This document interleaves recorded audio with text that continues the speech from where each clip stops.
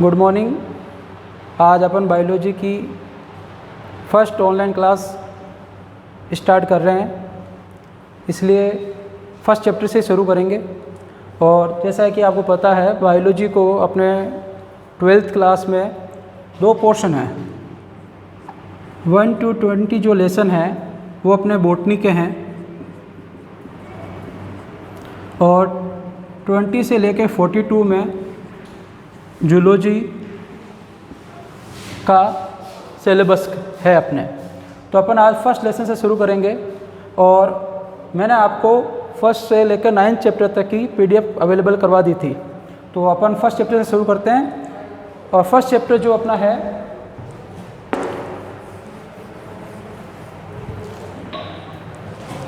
First lesson जो है अपना, उसका नाम है आवर्तबीजी पादपों में जनन। इंग्लिश में बोले तो रिप्रोडक्शन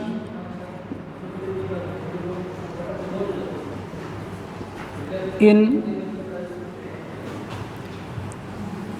एंजियोस्पर्मिक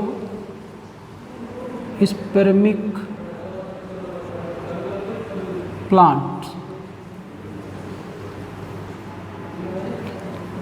और ये चैप्टर अपनी ये फर्स्ट यूनिट जो है उसमें 4 चैप्टर है, 1st to 4th। और ये जो इनके मार्क्स हैं वो 4th मार्क्स के ये यूनिट है। तो ज़्यादातर इसी चैप्टर में से 1 नंबर के क्वेश्चन बनने के चांसेज रहते हैं। तो अपन को उसी बेसिस पे अपन को ये चैप्टर कवर करना है। ज़्यादा लेंथी सिलेबस है, आपको पता है जैसा कि, तो अपन ज़्यादा चीज़ें जितना एग्ज़ाम ओरिएंट चीज़ पढ़ेंगे उतना अपने लिए बेनिफिट रहेगा। तो अपन सबसे पहले शुरुआत करते हैं कि भाई आवर्तबीजी पादपों में जनन की बात करते हैं।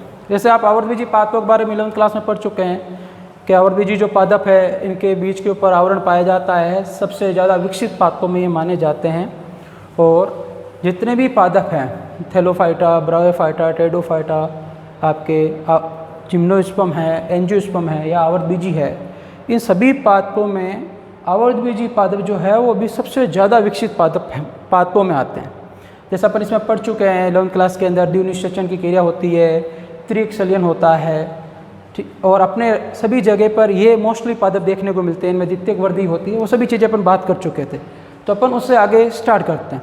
इसमें आपके चैप्टर के अंदर फर्स्ट जो आपके पैराग्राफ है उसमें थोड़ा सा इसके बारे में डिस्क्रिप्शन दे रखा है, उसकी बात करते हैं।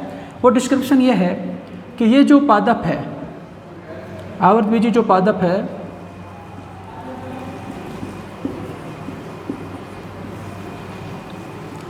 इनमें आवर्तबीजी पादपों में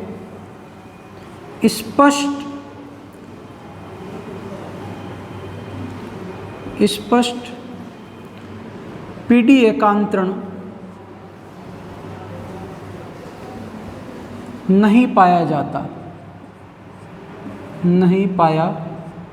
है, या फिर अपन ऐसे कह सकते हैं अस्पष्ट पीडी एकांतरण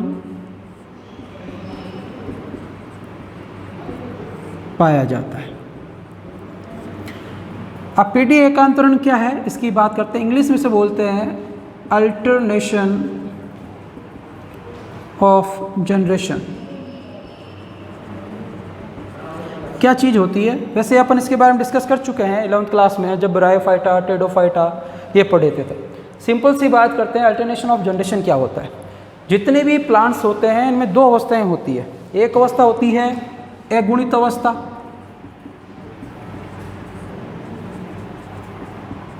जिसे बोलते हैं युग्मकोद्भिद,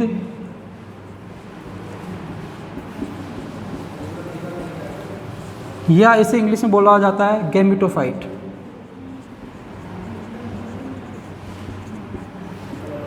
तो एक अवस्था होती है जिसे बोलते हैं द्विगुणित अवस्था, जिसे बोला जाता है स्पोरोफाइट। अब क्या होती है इनकी बात करते हैं। सभी पादप में जैसे ब्रायोफाइटा की बात करें तो ब्रायोफाइटा में एक गुणित अवस्था प्रभावी होती है। टेडोफाइटा में बात करें तो द्विगुणित अवस्था प्रभावित होती है। तो इसका मतलब ये जो अवस्थाएं होती है गुणित अवस्थाएं, अगुणित अवस्था का मतलब हो गया जैसे युग्मक, ठीक है, मतलब जिनमें गुणसूत्रों की संख्या अगुणित हो, जैसे युग्मक जो बनते हैं वो अगुणित अवस्था में होते हैं। द्विगुणित अवस्था का मतलब होता है जब निषेचन हो जाता है, जैसे मान लीजिए ये मेल गैमीट है और ये फीमेल गैमीट है, ये दोनों मिल गए और ये 2n स्ट्रक्चर बन गई, जिससे अपन जाइगोट कहते हैं या युग्मनज कहते हैं। ये आपके द्विगुणित अवस्था होती है, ठीक है, और ये द्विगुणित अवस्था होती है, इसी से अपन शुरू हो जाते, फिर इससे भ्रूण जो आगे बनेगा, एम्ब्रियो बनेगा, फिर प्लांट डेवलपमेंट होगा, ये सभी किस में आ जाते हैं आपके द्विगुणित अवस्था में। और जो गैमीट फॉर्मेशन है जिसमें अगुणित अवस्थाएं आती है वो आपकी अगुणित अवस्था में आती है। अब जिन पादपों के अंदर अगुणित अवस्था और द्विगुणित अवस्था एक के बाद एक आए, अल्टरनेट का मतलब होता है, अल्टरनेशन का मतलब एक के बाद एक, एकांतरण का मतलब होता है एक समय अगुणित अवस्था और नेक्स्ट समय द्विगुणित अवस्था, वापिस अगुणित अवस्था। जब ये चलती रहती है तब उस स्थिति को बोला जाता है अल्टरनेशन ऑफ जनरेशन। सिंपल सी बात करते हैं ब्रायोफाइटा की, जैसे ब्रायोफाइट प्लांट्स जो होते हैं उनके अंदर आपके नर जनांग जो होते हैं उसे पूधानी कहा जाता है, मादा जनांग जो होता है उसे स्त्रीधानी, एंथ्रीडिया इंग्लिश में, इसे आर्किगोनिया। अब इनमें क्या होगा, आपके पूधानी जो होगा इनमें क्या होगा, आपके मियोसिस होगा, अर्धसूत्री विभाजन होगा, जिससे ये युग्मक बनेंगे, ठीक है। ये युग्मक बने तो ये पूरी अवस्था आपकी युग्मक बनेगी जो आपके आ गई अगुणित अवस्था। फिर युग्मक मिलकर आपके जुड़कर युग्मक संलयन होकर युग्मनज बन गया, जाइगोट बन गया, फिर भ्रूण बन गया, भ्रूण से वापस वो प्लांट डेवलप हो गया, तो ये अगुणित अवस्था होगी, ये द्विगुणित अवस्था होगी। अब इन ब्रायोफाइट्स में अगुणित अवस्था कुछ लंबे समय तक रहती है, इसे अपन प्रभावी अवस्था बोल दिया, ये कम समय तक रहती है, इसे अप्रभावी अवस्था बोल दिया। तो कहने का मतलब क्या होता, अब इसमें क्या है कि एक के बाद एक अवस्था आती रहती है। अब आवर्तबीजी की बात करें, इसमें क्या कंसेप्ट इसका कि आवर्तबीजी जो पादपों में अगुणित अवस्था होती है यह बहुत ही कम समय के लिए होती है। ऐसे कह सकते हैं कि ये अगुणित अवस्था इस पे निर्भर रहेगी द्विगुणित अवस्था पे। द्विगुणित अवस्था जो होती है ये स्वतंत्र जीवी होती है, यह किसी पे निर्भर नहीं होती, इनमें प्रकाश संश्लेषण होता है, इसमें पत्ती है, लीफ, जड़, रूट, तना, स्टेम, ये सभी स्वतंत्र रूप से वृद्धि करते हैं। कहने का मतलब किसी पे निर्भर नहीं होती है, स्वतंत्र होती है, इसे किसी की आवश्यकता नहीं होती, इसलिए ये प्रभावी अवस्था है। जबकि अगुणित अवस्था जो होती है, गैमेटोफाइट होती है, इस पे निर्भर होती है, स्वतंत्र नहीं होती, ये प्रकाश संश्लेषण नहीं कर सकती।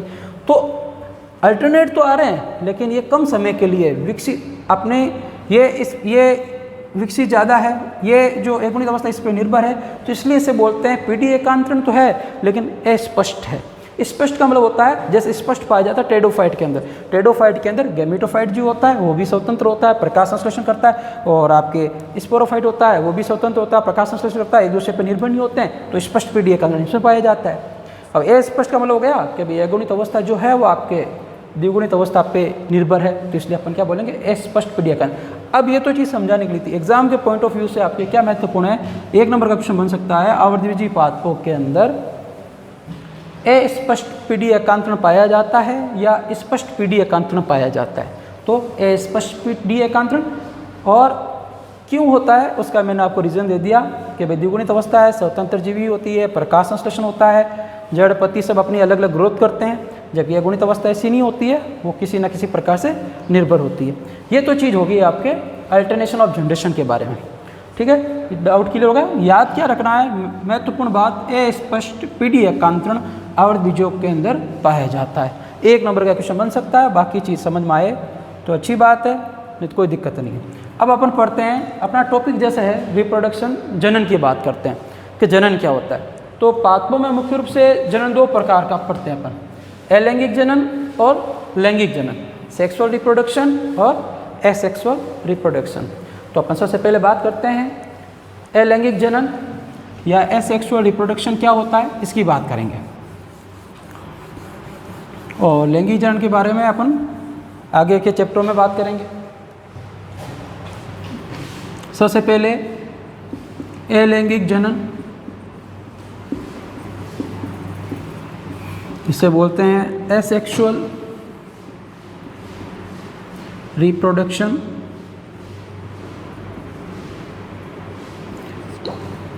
सिंपल सी बात करते हैं कि अलैंगिक जनन होता क्या है। तो अलैंगिक जनन के अंदर लैंगिक जनन से किस प्रकार से डिफरेंट है, तो अलैंगिक जनन वह जनन है, इसकी डेफिनेशन क्या है, अलैंगिक जनन वह जनन है जिसके अंदर एक तो अर्धसूत्री विभाजन नहीं होता है, मियोसिस नहीं होता है, अर्धसूत्री विभाजन तथा युग्मक संलयन की घटनाएं नहीं होती है।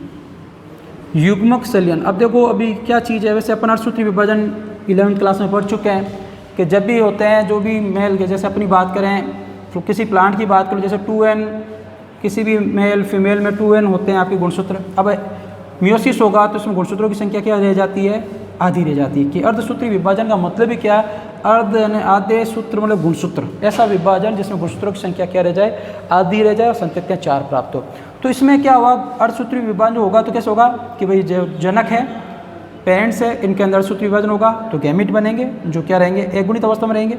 फिर ये गुणित अवस्था में जो रहते हैं फिर ये वापस अब जब जुड़ते हैं तो इसे बोलते हैं युग्मक संलयन, युग्मक संलयन। और युग्मज बनता है जिसे जाइगोट बोलते हैं, फिर आगे एम्ब्रियो बनेगा, फिर धीरे धीरे उसका डेवलपमेंट हो जाएगा। तो ये 2 घटनाएं आपके लैंगिक जनन में नहीं पाई जाती, एक तो अर्धसूत्री विभाजन और दूसरा युग्मक संलयन। बाकी लगभग लैंगिक जनन जैसा प्रोसेस रहता है, ठीक है। तो ये मेन डिफरेंस क्या है कि ऐसा जनन जिसमें अर्धसूत्री विभाजन तथा युग्मक संलयन की घटनाएं नहीं होती है, ठीक है, उसे अलैंगिक जनन कहते हैं। और आपकी किताब में एक टर्म दे रखी है अलैंगिक जनन, या इसे एक और नाम दे रखा है असंग जनन, या इंग्लिश में बोलते हैं, इंग्लिश वर्ड जरूर याद रखेंगे, असंग जनन का एपोमिक्सिस। एग्ज़ाम में ज़्यादातर यही पूछा जाता है क्योंकि हिंदी मीडियम के बच्चों के लिए इंग्लिश मीडियम की टर्मिनोलॉजी जो है वो पढ़ते नहीं, छोड़ देते हैं। इंग्लिश मीडियम पढ़ के क्या करेंगे, ऐसे क्वेश्चन आ जाते हैं, उनको लगता है पढ़ाया हुआ नहीं है, लेकिन एक्चुअल में है क्या है, एपोमिक्सिस। तो एक ही बात है, रिपीट कर देता हूँ वापस, अलैंगिक जनन क्या है कि अलैंगिक जनन वह है जिसमें अर्धसूत्री विभाजन तथा युग्मक संलयन की घटनाएं नहीं होती है, ठीक है। तो उसे क्या कहते हैं, अलैंगिक जनन, एसेक्सुअल रिप्रोडक्शन, या असंग जनन, या इंग्लिश में बोलते हैं एपोमिक्सिस। तो यहाँ पे 2 चीज़ याद रखनी है, एपोमिक्सिस या अलैंगिक जनन यहाँ पे एक ही है, और अर्धसूत्री विभाजन युग्मक संलयन की घटनाएं नहीं होती है। और मैंने आपको बता दिया अर्धसूत्री विभाजन कैसे होता है और युग्मक संलयन की घटना कैसे होती है। अब इस अलैंगिक जनन की आपके अपन को बुक के अकॉर्डिंग ही चलना है, बताने में ऐसी बहुत सी चीज़ें बता सकते हैं, लेकिन लेंथी सिलेबस है, सिर्फ बुक के अकॉर्डिंग चलना। बुक में जो चीज़ें दी उससे बाहर क्वेश्चन आना नहीं, और 1 नंबर का क्वेश्चन इस चैप्टर में से आने के चांसेज है। तो इसमें पहली चीज़ क्या होगी कि एक और चीज़ दे रखी है, इसमें एक बात दे रखी है कि अलैंगिक जनन से जो भी संतति उत्पन्न होती है, कि जो भी संतति बनेगी इससे वो अपने जनक के समान होगी आनुवांशिक रूप से। कि ऐसा कौन सा पूछा जाता है, ऐसा कौन सा जनन है जिसमें उत्पन्न संततियाँ अपने पैतृक या जनक के आनुवांशिक रूप से समान होती है। आनुवांशिक रूप से समान होता है तो उसे कहा जाता है क्लोन। अपनी बायोलॉजी लैंग्वेज में कहा जाता है क्लोन। क्या होता है, ऐसी संततियाँ जो जनक से हूबहू मिलती है या आनुवांशिक रूप से समान होती है, उसे क्या कहा जाता है, क्लोन। तो ये अलैंगिक जनन के अंदर क्या होता है, जो भी संतति बनेगी वो पैतृक संतति के समान आनुवांशिक रूप से समान पाई जाएगी। तो ये लाइन सबसे महत्वपूर्ण है, क्वेश्चन पूछा जा सकता है ऐसा कौन सा जनन है जिसमें संतति जो होती है वो आनुवांशिक रूप से पैतृक के समान होती है। तो इसमें 2 चीज़ें महत्वपूर्ण है, एक तो युग्मक अर्धसूत्री विभाजन, युग्मक संलयन, अदर नाम एपोमिक्सिस या असंग जनन, और उत्पन्न संततियाँ आनुवांशिक रूप से क्या रहेगी, पैतृक संतति के समान रहेगी। तो यहाँ तक क्लियर। अब अपन आगे पढ़ते हैं। अलैंगिक जनन जो है इसको 2 भागों में बांट रखा है, इसकी बात करते हैं कि अलैंगिक जनन है इसको 2 भागों में बांट रखा है। दोनों भाग पढ़ते हैं। फर्स्ट है अनिषेक बीजता।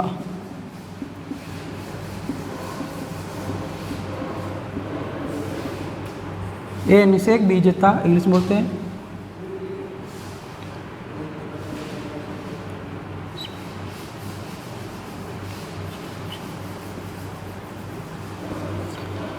एगेमस स्पॉन्जी स्पर्मी कहा जाता है। अब इसमें क्या देखो नाम से, ए का मतलब होता है नहीं, मतलब निषेचन, निषेक मतलब निषेचन, और बीजता का मतलब बीज। ऐसा जनन जिसमें बीज के अंदर बिना निषेचन के जो है बीज बनते हैं। परिभाषा क्या देखो उसकी बात करते हैं कि इसमें बीज तो मतलब संतति का निर्माण तो बीज से ही होगा, लेकिन इस संतति में बीज या जो भ्रूण आगे डेवलप होगा उसमें युग्मक संलयन और अर्धसूत्री विभाजन की घटनाएं नहीं होगी, वह अर्धसूत्री विभाजन की घटनाएं नहीं होगी। मतलब ऐसा जनन जिसके अंदर बीज तो बनेगा या बीज से संतति का विकास होगा, लेकिन बीज के अंदर आपके जो भ्रूण डेवलपमेंट होगा उसमें युग्मक संलयन या अर्धसूत्री विभाजन की क्रियाएं नहीं होगी। उसे क्या कहा जाता है? अनिषेक बीजता या एगेमोस्पर्मी। ठीक है। अब नेक्स्ट दूसरी जो आती है, सिंपल सी याद रखना है कि भाई युग्मक संलयन और अर्धसूत्री विभाजन नहीं होगा और पौधे का जो निर्माण होगा, नया पादप जो बनेगा वो बनेगा तो बीज से, लेकिन इस बीज के अंदर जो आगे डेवलपमेंट की क्रिया होती है, बीज से जो बीज के अंदर जो भ्रूण होता है, इसके अंदर विकास के अंदर युग्मक संलयन और अर्धसूत्री विभाजन की घटनाएं नहीं होगी। तो ये काम की चीज़ है। 1 नंबर का क्वेश्चन एग्जाम में ये आ सकता है। अब दूसरी प्रकार की बात करें अपन, तो दूसरा प्रकार है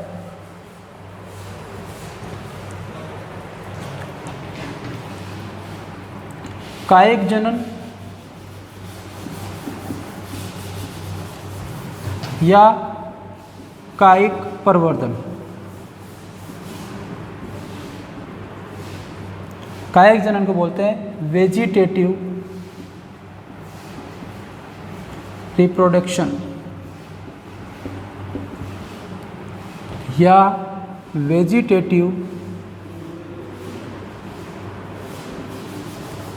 वेजिटेटिव प्रवर्धन को बोलते हैं प्रोपगेशन।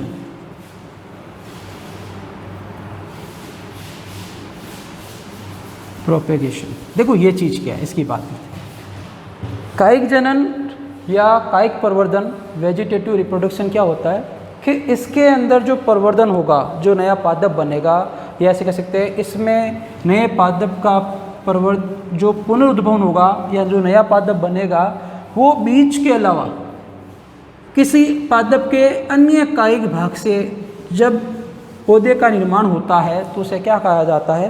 कायिक जनन कहा जाता है।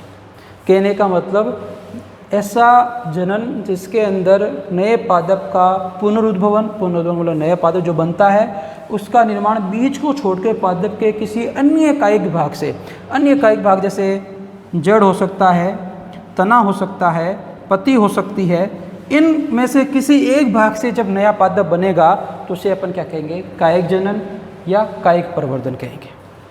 ठीक है, वापस सुन लीजिए।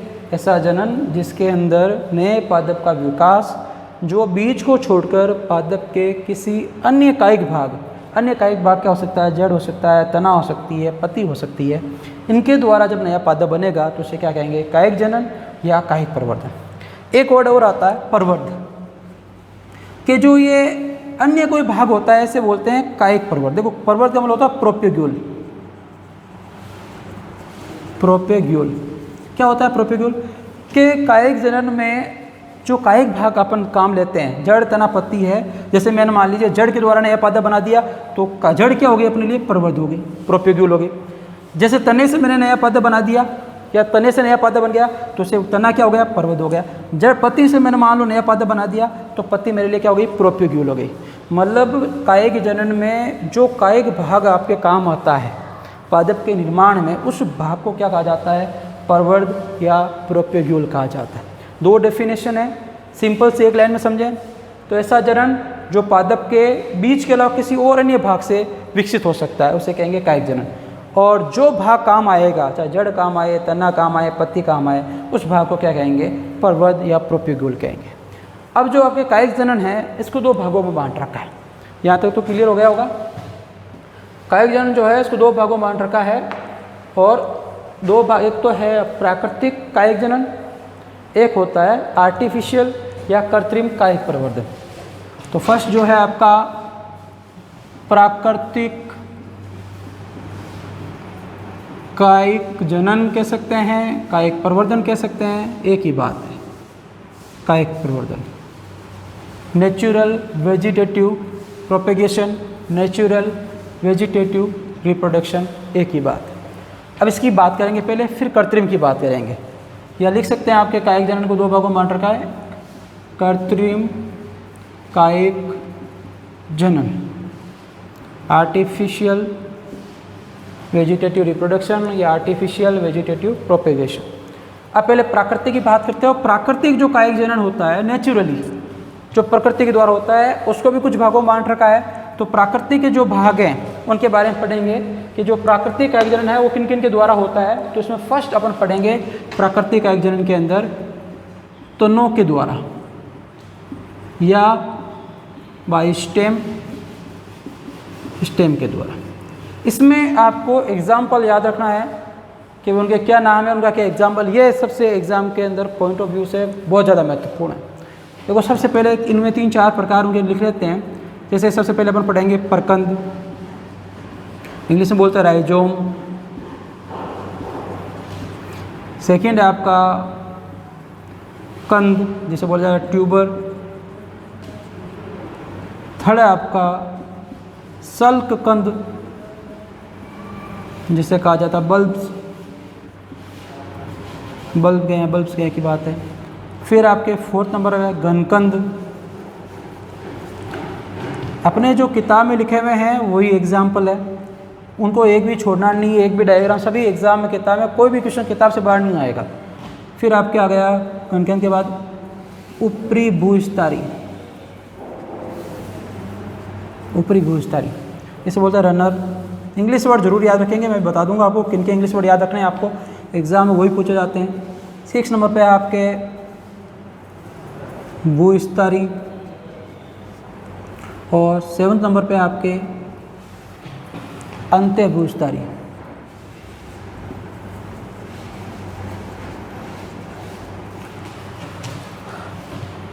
भूविस्तारी हो गया, अंत्य भूविस्तारी हो गया, और इसको भूविस्तारी को आपके अंत्य भूविस्तारी बोल जाता है शक्कर, और भूविस्तारी जो होता है सब बोला जाता है स्टोलन।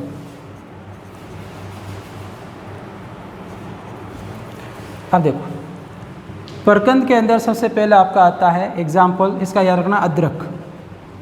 किताब में अदरक ही दिया हुआ है और एक हल्दी भी होता है, आप अदरक ही याद रखेंगे एग्ज़ाम के हिसाब से, इतना ही याद करना है।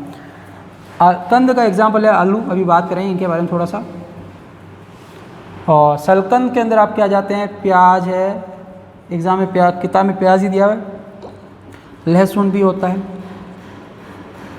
घनकंद जो है इसका एग्जाम्पल अपनी किताब में अरबी दिया हुआ है, इसमें केसर भी आ सकता है, जमी कंद भी आ सकता है, लेकिन अपनी किताब का कोई अरबी याद रखेंगे। रनर का मतलब होता है घास, डूब घास जिसे बोलते हैं। और स्टोलन का एग्जाम्पल होता है स्ट्रॉबेरी, और शक्कर का एग्जाम्पल होता है अंत्य भूविस्तारी का पुदीना। ये आपको याद रखना है। इंग्लिश वर्ड, ये हिंदी वर्ड याद नहीं रहे तो चल जाएगा, लेकिन इंग्लिश वर्ड कंपलसरी है। जैसे रनर याद रखें, जैसे अभी इसकी इनकी बात है, रनर का मतलब जैसे रनिंग करने वाला, जैसे घास आपको पता है ज़मीन पे से रेंगते हुए चलती है। और स्ट्रॉबेरी का याद रखेंगे आप स्ट्रोलोन से, ट्रो आ रहा है, स्ट्रो ये से।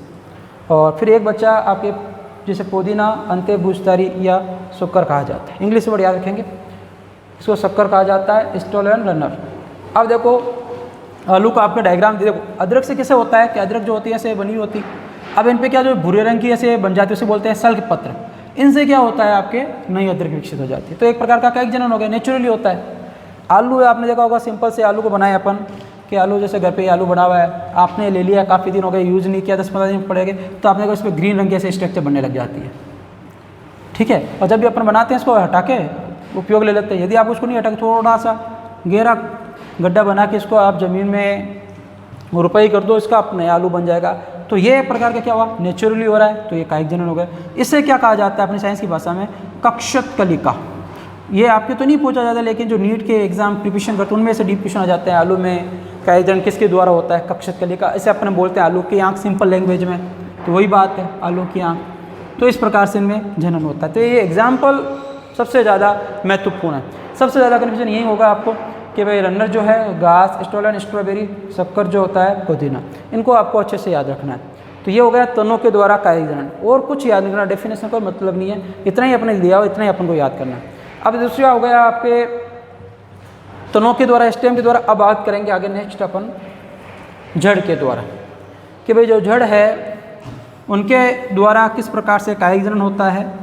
कायिक जनन मैंने आपको बता दिया, बीज के अलावा किसी भी पादप के अन्य कायिक भाग 3 मुख्य रूप से हैं, जड़, तना, पत्ती, उनके द्वारा होता है। तो नेचुरली तो तने के बारे में पढ़ चुके हैं, तो अपन बात करेंगे आपके जड़ की।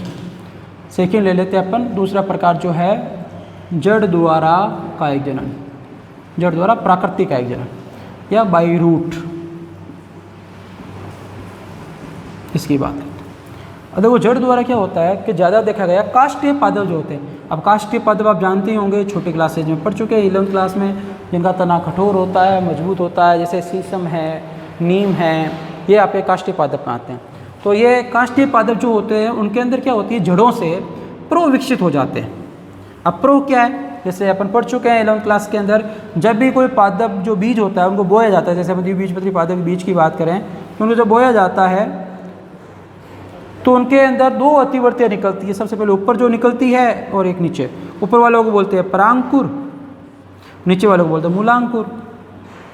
और परांकुर जो होता है जब विकसित होता है तो परांकुर किसमें बदलता है, प्रो का निर्माण करता है, और मूलांकुर किसका विकास करता है, मूल का। तो प्रो के लिए अपन वर्ड कर सकते हैं पादप के जितने भी वायवीय भाग है, तना है, पत्ती है, फल फूल है, सब प्रो के अंदर आते हैं। तो इनकी काष्ठीय पादप जो होते हैं, शीशम है, नीम है, इनके अंदर देखा जाता है इनकी जड़ों के ऊपर जो जड़ें होती है वो प्रो का निर्माण कर देती है, और प्रो आगे जाके क्या करते हैं, आपके नया पादप बना लेते हैं।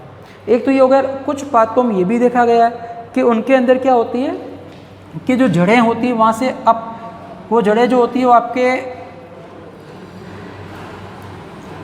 कि भाई ये काष्ठीय वाला तो हो गया, एक ये एग्जाम्पल हो गया। उसके बाद कि कुछ पादप ऐसे होते हैं जिनके अंदर ट्यूबरस रूट्स बनने लग जाती है, हिंदी में बोलते हैं ट्यूबरस रूट को, आपके अभी नाम में याद आ जाएगा बता दूँगा।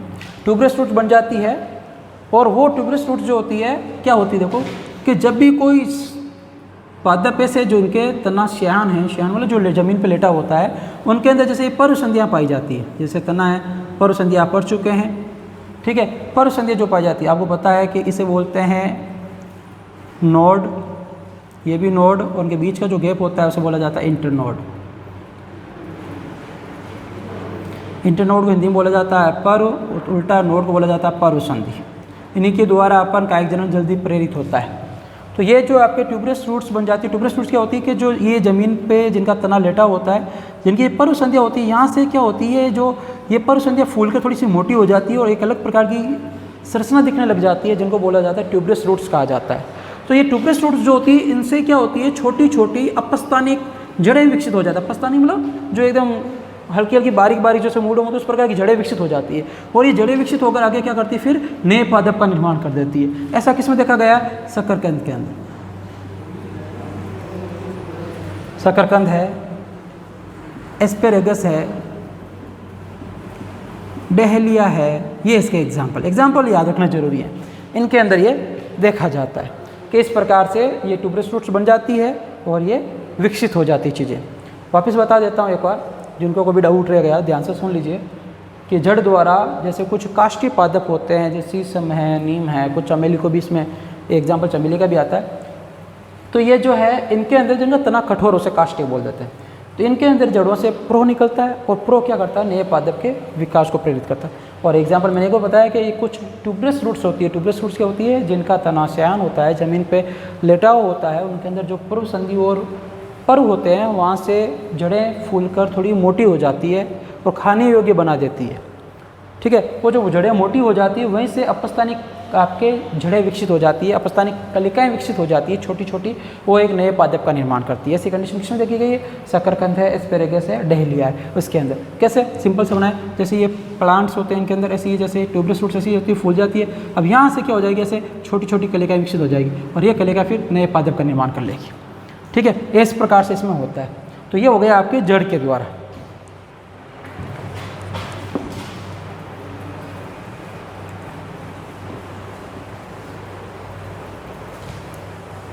अब नेक्स्ट अपन पढ़ेंगे तीसरा प्रकार जो है वो आपके तीसरा टाइप पत्ती के द्वारा प्राकृतिक कायिक जनन। अब पत्ती के द्वारा मतलब लिफ्ट के द्वारा इनकी क्या होता है, इसमें सबसे बेस्ट एग्जाम्पल दो ही है कि पत्ती के अंदर सबसे पहले एक एग्जाम्पल है पत्थर चिट्टा। पत्थर चिट्टा जो है इसे अपन ब्रायोफिलम बोलते हैं। इनके अंदर एक और बिगोनिया, दो एग्जाम्पल है, दोनों के साथ में बात कर लेते हैं। इनमें कहाँ से नई पत्तियों के द्वारा जनन कैसे होता है कि जो पत्र चिट्टा होता है, ब्रायोफिल्म जो होता है, इसके अंदर मान लीजिए ब्रायोफिल्म की पत्ती है, बना लेते हैं सिंपल सी, अपन इसको पत्ती बना लेते हैं। ये आपके इसमें शिराएँ ये मध्य शिरा होगी, ये शिराएँ होगी ऐसे।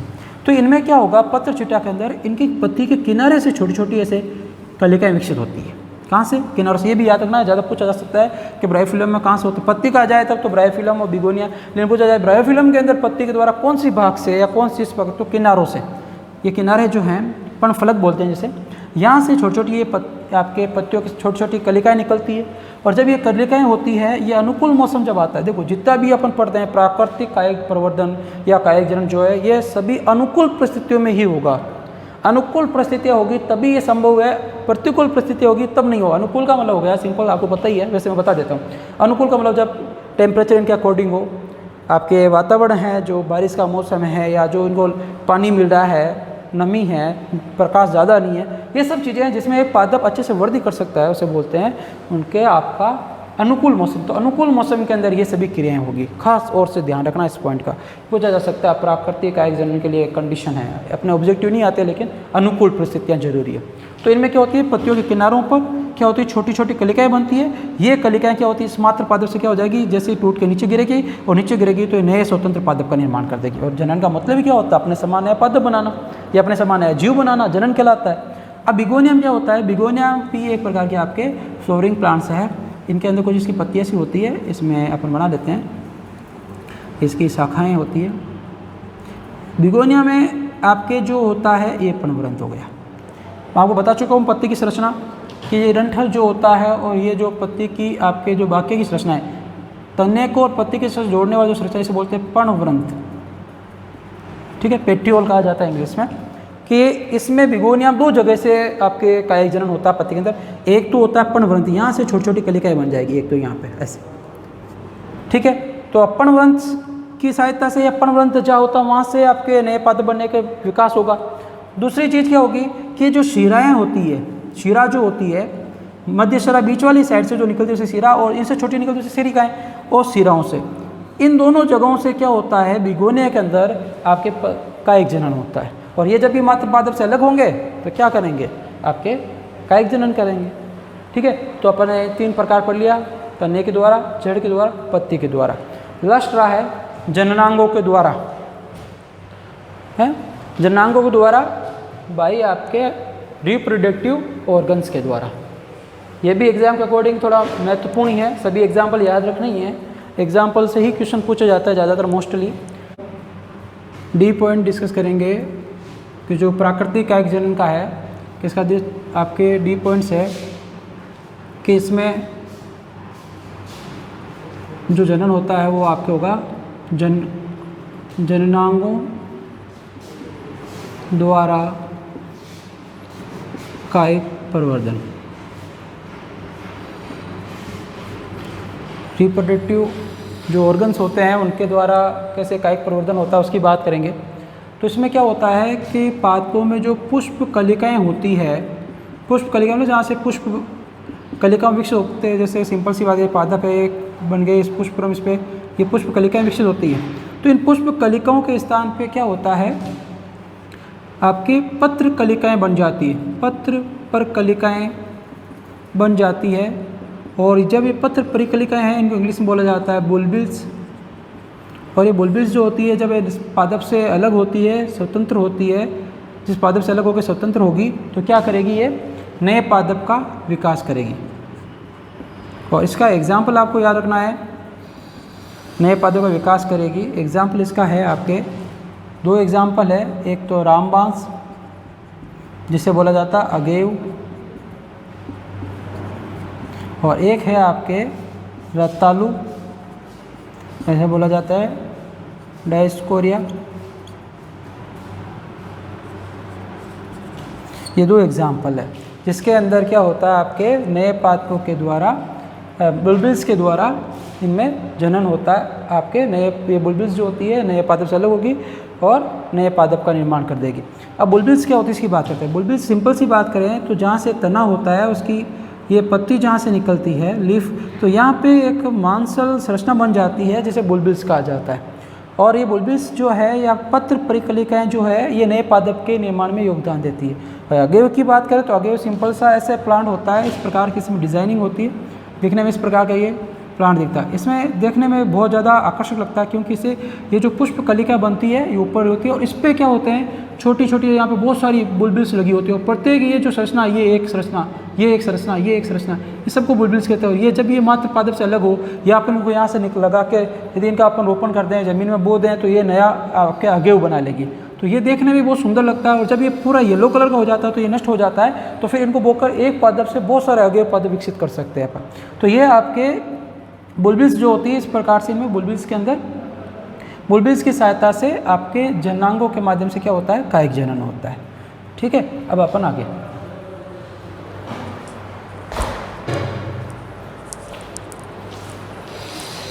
ठीक है इसकी क्रिया कैसे होती है।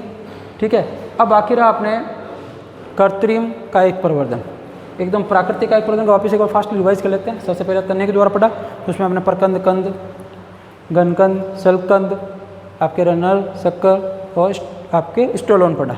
उसके बाद अपने पढ़ा पत्ती के द्वारा जिसमें अपने पढ़ा काष्ठीय पादपों के अंदर पढ़ा कि जो काष्ठीय पादप होते हैं उनके अंदर जनन कैसे होता है। उसके बाद में अपने पढ़ा इसी के अंदर के कुछ जड़ें जो होती है वो आपके ट्यूबरस हो जाती है। उसके अंदर ट्यूबरस मैंने आपको बताया था कि जो प्लांट्स होते हैं उनके अंदर पर्वसंधि जहाँ होती है वहाँ से वो फूल का थोड़े बड़े आकार की संरचना बना लेती है। जो शयन तने होते हैं उन्हें बोला वो वहाँ पे अपस्थानिक कलिकाएँ विकसित हो जाती है। उसमें एग्जाम्पल शकरकंद पढ़ा था और अपने एगेरिकस आपके एस्पेरिकस पर आपके ये आपके शकरकंद हो गया था उसमें एग्जाम्पल और डहलिया हो गया था। उसके बाद पढ़ा आपने पत्ती के द्वारा दो एग्जाम्पल पढ़े ब्रायोफिलम और आपके बिगोनिया। ब्रायोफिलम में या पत्ता चिटा कह सकते हैं, पत्ती के किनारों से जनन होता है। और फिर अपने पढ़ा बिगोनिया जिसमें पढ़ा दो जगह से पर्णवरण से और आपके मध्य आपकी जो शिराएँ होती वहाँ से। उसके बाद पढ़ा आपने जननांगों के द्वारा तो पत्र परिकलिकाओं या बुलबिल्स के द्वारा रामबांस और रतालु, दो एग्जाम्पल रह गए इनके। अब अपन पढ़ते हैं कृत्रिम कायिक जनन। क्या भाई कृत्रिम कायिक जनन क्या होता है इसकी बात करेंगे, ये किस प्रकार से होता है।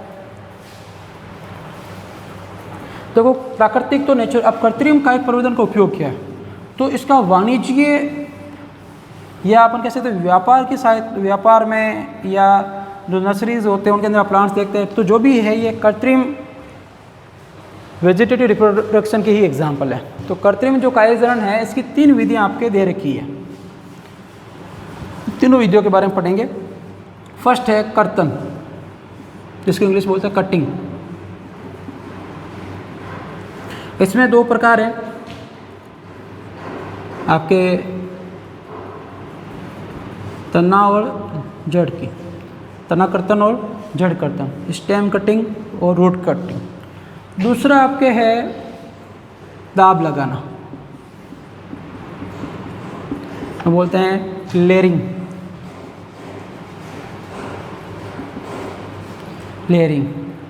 इसके अंदर अपन पढ़ेंगे 2 विधियां, एक तो है टीला दाब विधि जिसे बोलते हैं माउंट लेयरिंग, एक पढ़ेंगे अपन गुट्टी विधि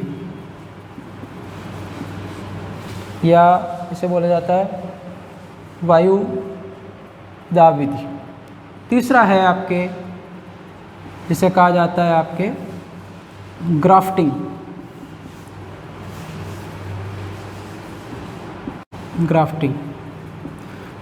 इसकी 3-4 विधियां हैं जैसे अपन पढ़ेंगे जीवारोपण है, फचारोपण है, इनकी बातें करेंगे इसमें अलग अलग प्रकार से। तो सबसे पहले अपन बात करते हैं कर्तन या कटिंग जो है इसके बारे में। तो 3 मैंने आपको बता दिया कि कर्तन विधि, दाब लगाना विधि या ग्राफ्टिंग विधि। इंग्लिश वर्ड याद रखेंगे ग्राफ्टिंग, मुख्य रूप से यही पूछा जाता है और हिंदी में कहा जाता है रोपण। ठीक है, अब इसकी बात करते हैं कर्तन या कटिंग।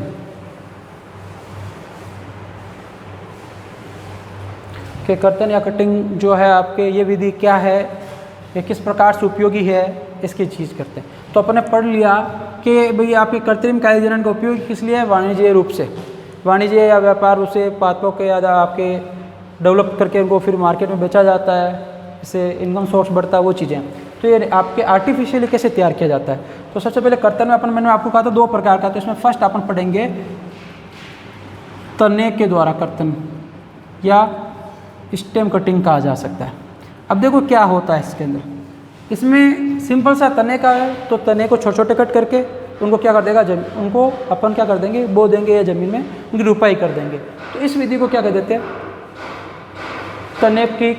तने द्वारा कर्तन की विधि के अंदर तने के द्वारा आपके कृत्रिम कायिक जनन। अब ये किन पादपों में किया जाता है, तो ये देखो एक तो अंगूर के अंदर, एग्जाम्पल याद रखना है, एग्जाम में पूछे जाएंगे, डेफिनेशन बहुत कम आती है, बहुत सिंपल है। तने के द्वारा क्या ऐसे पूछ लेंगे कर्तन विधि के कितने प्रकार की होती है, तो कर्तन विधि 2 प्रकार की होती है। तने के द्वारा जिसमें तने को छोटे छोटा काट कर उनको बो दिया जाता है या उनको रुपाई कर दी जाती है, जिससे नया पादप विकसित हो जाता है। अब एग्जाम्पल मस्ट है कि एग्जाम्पल पूछ रहे थे, ऐसा आता है कि तने के कर्तन विधि के अंदर तना कर्तन विधि के उदाहरण दीजिए, तो उसमें एक क्वेश्चन पूछ जाते हैं। तो एक तो अंगूर याद रखेंगे, इसमें आप गन्ना याद रखेंगे, एक आप बोगनवेलिया याद रखेंगे, बोगनवेलिया या बोगनविलिया, ये आपके मुख्य रूप से काम आने वाले एग्जाम्पल हैं। अंगूर है, गन्ना है, बोगनवेलिया है, एक और आपके एग्जाम्पल है गया गुलाब। इन सब के अंदर आपके तने के द्वारा कर्तन विधि के द्वारा कायिक जनन होता है। और इसमें इस विधि के अंदर तने को प्रभावित करने वाले कारक कौन कौन से हैं, तो इसमें एक तो सबसे पहला कारक है, फर्स्ट अपन बात करें, ये भी एग्जाम में आने के लायक है, रुपाई। कि जब रुपाई की जाती है तो उसका जो मौसम है वो कैसा रहता है, स्थितियाँ कैसी रहती है, उसका फ़र्क पड़ता है। दूसरा मात्र पादप कैसा, कि जिसका पादप से आप तने को काट रहे हो या तने को जो टुकड़े ले रहे हो वो पादप कैसा है, विकसित है कि नहीं है, डेवलप है कि नहीं है। और आपके ये 2 पॉइंट जो है महत्वपूर्ण है कि भाई रुपाई कैसे की जाती है, जो रुपाई किया जा रहा है उसका मौसम या अनुकूल ऋतु है कि नहीं है। दूसरा मात्र पादप कैसा है, ये इसको प्रभावित करते रहते हैं कारक। और अब इसमें ये एग्जाम्पल हो गए और ये चीज़ें सबसे ज़्यादा महत्वपूर्ण है। और ये जो आपके तने के द्वारा आपके कायिक जनन हो गया, कृत्रिम कायिक जनन। अब अपन आगे बात करते हैं दूसरे प्रकार का, कि जड़ के द्वारा जो कायिक जनन होता है उसकी बात करते हैं, कि जड़ के द्वारा जो कर्तन विधि है उसकी बात करेंगे। कर्तन दूसरा पॉइंट आ गया, जड़ कर्तन, रूट कटिंग।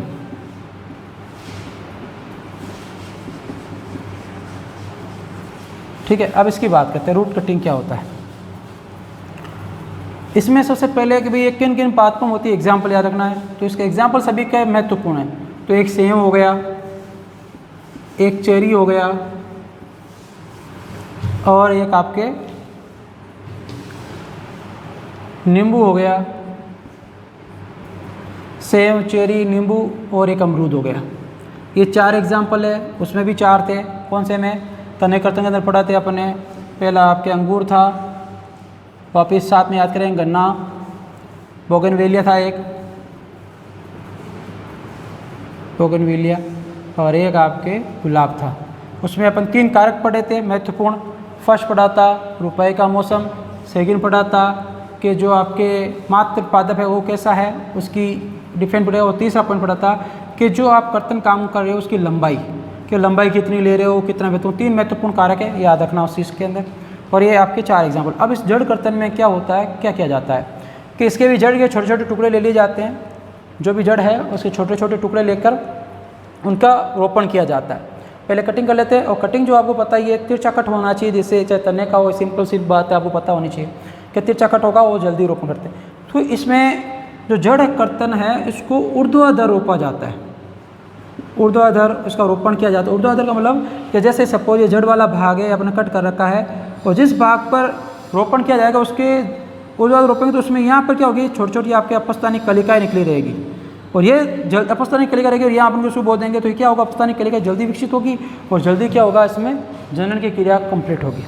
तो ये 2 विधियाँ हो गई अभी, बाकी विधि अपन कल पढ़ेंगे, नेक्स्ट टाइम पढ़ेंगे कि भाई कौन सी विधि है उसका उपयोग कब किया जाता है। दूसरी जो आपकी दाव वाली है, एक और वापस रिवाइज करा देता हूँ थोड़ा सा, कि भाई कर्तन विधि 2 विधि है, कर्तन वाला कटिंग विधि, एक तो तने के द्वारा और एक जड़ के द्वारा। दोनों में एग्जाम्पल याद रखने, तने के अंदर आपके अंगूर, गन्ना, बोगनविलिया और गुलाब, और जड़ वाले में सेब, चेरी, नींबू और अमरूद। और दूसरी चीज़ दोनों में एक इसमें क्या है कि जड़ का जो कटिंग भाग किया जाता है ऊर्ध्वाधर लगाया जाता है, और या ऊर्ध्व स्थिति में लगाया जाता है। क्यों लगाया जाता है? ताकि इसके अंदर अपस्थानिक कलिकाएँ लगी होती है और जल्दी विकसित होते हैं। और इसमें 3 पॉइंट महत्वपूर्ण थे कि भाई तने को प्रभावित करने वाले कारक, कि जो तने का जो आप कटिंग सेक्शन ले रहे हैं उसको कौन कौन से कारक प्रभावित करते हैं। तो मैंने बताया उसकी मात्र पादप, जो मात्र पादप के साथ वो मान लीजिए वो संक्रमित होगा तो ये विकसित नहीं होगा। दूसरा कि रोपाई का मौसम क्या है, कि रोपाई जब की जा रही, रोपण जब किया जा रहा तने का कर्तन विधि के द्वारा, वो मौसम कैसा है। दूसरी चीज़ लंबाई, क्या आप जो तने का जो सेक्शन ले रहे हैं उसकी लंबाई कितनी है, उसका असर भी इस पर पड़ेगा।